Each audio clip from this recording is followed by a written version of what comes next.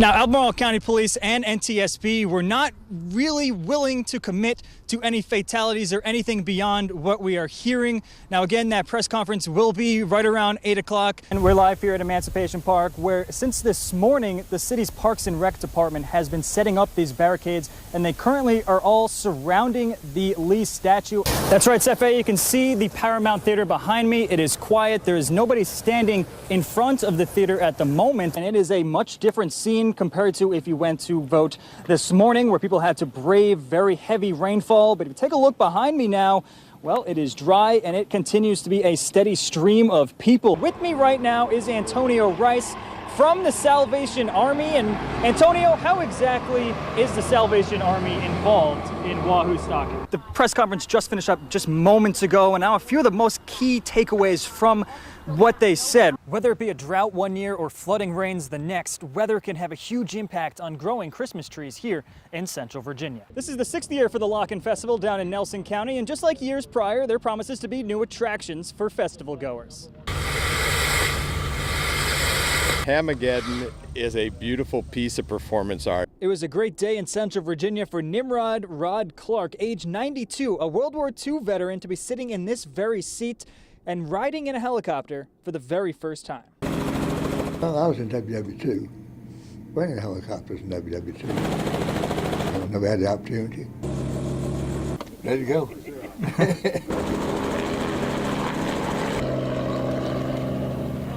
The future of Cho continues to be an ongoing expansion process. Reporting in Albemarle County, Jack Durkin, CBS 19 News. The school lunch program will end this Friday, July 27th, while school will officially start Thursday, August 9th. Reporting in Louisa County, Jack Durkin, CBS 19 News. The trails here in Shenandoah National Park don't just magically get cleared. It takes countless hours by paid staff members and volunteers to clear these trails so that you can enjoy them. A lot of people don't really realize the work that goes into trail work. Mother Nature in 2018 has really taken its toll on the park, with hundreds of trees falling during last winter's devastating windstorm, along with heavy rain this spring and summer, causing flooding throughout the park. For trail crews, pre-storm preparation is just as important as the cleanup afterwards. We have to do so much prep work on these trails just so we can allow the rain to do what it does on the trail and then come back and see what the damage is to fix it. There is constantly work to be done. A lot of sweat, a little bit of blood. Whether it is post-storm or routine maintenance throughout the year, trails must get cleared, and the work done is predominantly by hand. We do have certain trails that we can go on that we do use UTVs and specialty equipment, but most of the time it's usually just picks and axes, rakes and shovels and McLeods to get the trail back into shape. A good chunk of trail laborers are seasonal that come from around the country. I'm originally from Maine. I was in New York. They stay for 6 months to help during the busiest time of the year. About May through October or the 1st of November. Fanny Fenimore is a seasonal worker that has been clearing trails for the last 3 months.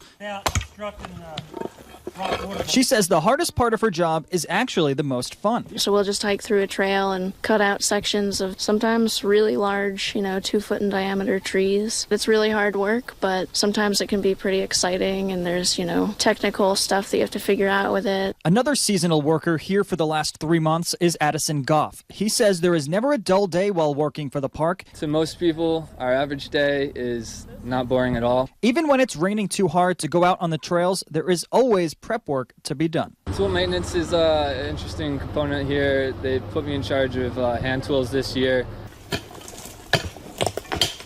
There's a lot of skill and a lot of work to be done in that. Sharpening axes, rehanging axes, cleaning equipment. 101 miles of the Appalachian Trail passes through Shenandoah National Park, and the AT has an incredible volunteer base that assists in preserving the trail. The Potomac Appalachian Trail Club, and they're responsible for trails and the Appalachian Trail in the park, and they're a huge base for us to help us assist us with getting trail work done. You are most likely to find Prince and his team, along with volunteers, on higher use trails like Bear Fence Mountain at least every other week. Also, other trails that have waterfalls, they're the higher use trails, so we try to stay on them regularly just to make sure they're in the shape that they need to be in. Thanks to the tireless efforts from Shenandoah's trail crews, you get to enjoy views like this from Bear Fence Mountain. Reporting in Shenandoah National Park, Jack Durkin, CBS 19 News.